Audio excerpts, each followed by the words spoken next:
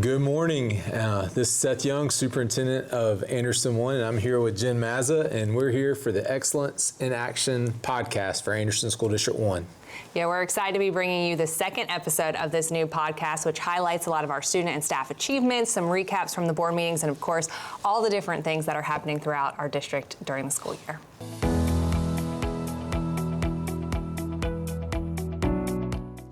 All right, so the first thing we're going to dive into is, during the board meeting, several policy updates, or one important policy update, the transfer policy. What is that? So we needed to kind of clean up our policy to reflect some of the requirements and updates from state legislation, from the state legislature and the South Carolina Department of Education. So we really kind of cleaned up our transfer policy for folks within Anderson One who want to go to a different school, and for folks that want to come to one of our schools that do not live in Anderson School District 1, that pay out-of-district tuition or something like that. So that policy hadn't been updated in several years, so we kind of finalized that and got that updated.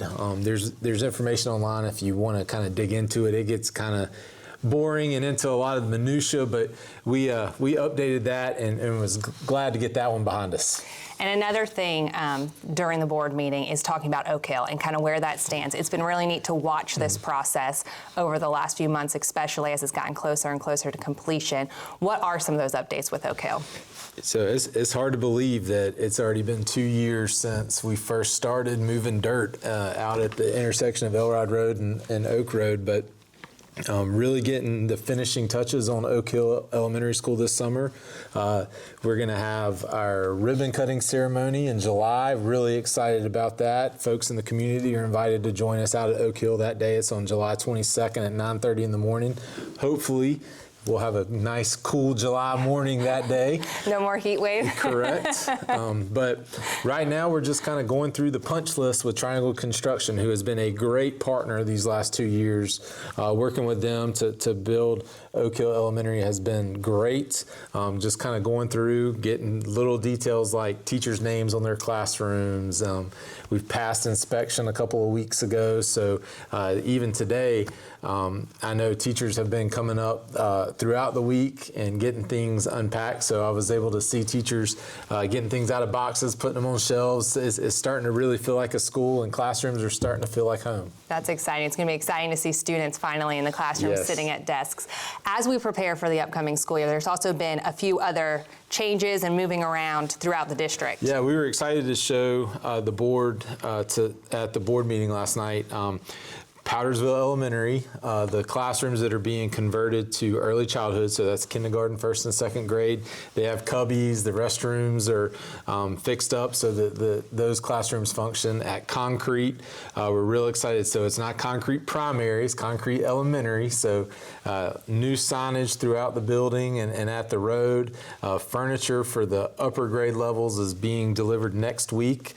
So really excited about that. But as you know, we're opening Oak Hill, so the enrollment at Concrete and Powdersville is going to go down some. So we were able to move 3 of the portables from Concrete over to Wren Elementary because, as you know, we continue to get more and more housing developments approved in that part of the district. So until we're able to do another building program, we've got some portables that are being fixed up at Wren Elementary to accommodate all the increased enrollment at Wren Elementary and over at Spearman. I don't know if the right word's excited, but it's just another evidence of looking ahead to the next few years and being able to take care of the families that continue to move to our community.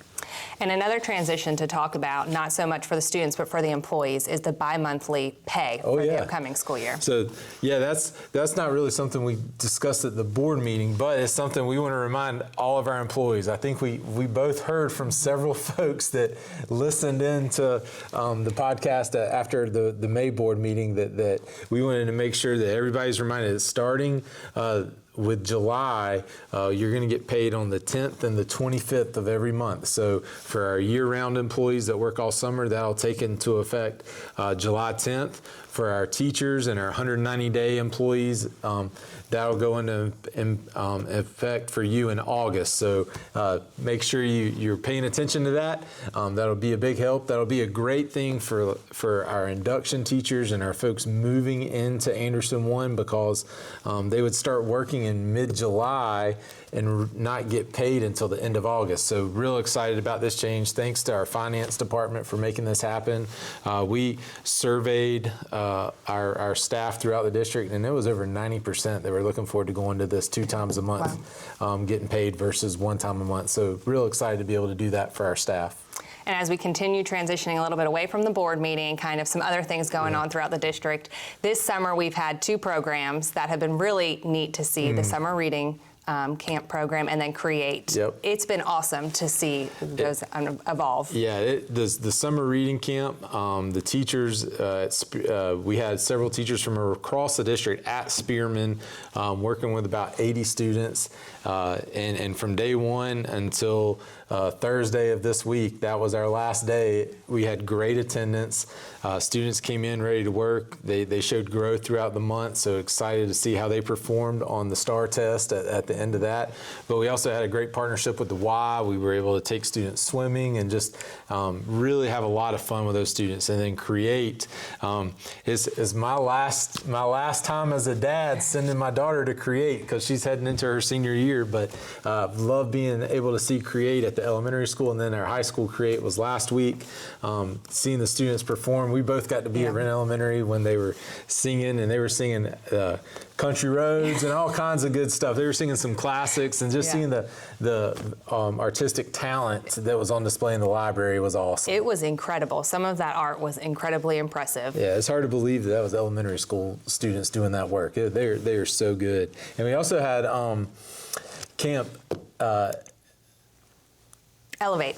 Camp Elevate. Yes. I was drawing a blank there. Camp Elevate at Palmetto Middle School, where we had some of the career and technology education students getting to see some of that stuff as middle school students, to hopefully get them excited about opportunities at the Career Center when they get to high school in a couple of years. And what was cool about Camp Elevate, I had an opportunity to talk to some of the student helpers and some of the students who are participating in it, and some of them had said, I didn't know that I would like doing foods, or I didn't know that I would like law enforcement, but now this is something that intrigues me and I might want to get involved with in the future, which was the coolest part. 100%, and that is what's so important about career and technology education is we're exposing the students to different things that they would have never gotten to try out, and they find something they fall in love with and want to chase after it once they get to high school. Really cool. And one last thing I want to touch on before we wrap this up, staggered start. That's something that will impact kindergarten students for the upcoming school year. Yes, Mr. Moore shared with the board last night about staggered start. Your school will be, if you have a K-5 student, kindergarten student, you'll be getting more information specifically about your school and how that will work. But really, we're going to start our kindergarten students on a staggered start, exactly what it's called, and bring them in small groups, allow them to get to meet the teacher in a small group setting so the teacher can evaluate them, make sure that they are aware of their strengths and weaknesses, put them in appropriate groups for reading, math, and really trying to get a good feel for the best way to get that school year started off on the right foot. So real excited about that. It's something new we're doing in Anderson 1. It's worked in a lot of other school districts around us, so we're excited to roll that out this August. And we have that information posted on our website, anderson1.org, if you need more information on that. Absolutely. Yeah, it's that time of year where everybody just thinks that it's the summer, we're taking time off, and everybody's got their feet back propped up, just taking it easy, but everybody's excited. There's a lot going on in Anderson 1. It's that time of year where we start flipping that calendar next week to July. You start having a little bit of life, teachers getting ready for students to come back soon, so hopefully everybody does take a little bit of a break, enjoys the 4th of July, but we're here in the next few weeks, we've got induction week with our first year teachers coming in, and then before we know it, teachers will be back in the building and students coming. It's hard to believe in about a little over a month, it's the first day of school. Yeah, so it's coming. Yep. Well, thank you guys for watching and listening, and we will be back on in about a month. Yeah, thanks for joining us. And again, this is the Excellence in Action podcast. Thank you so much.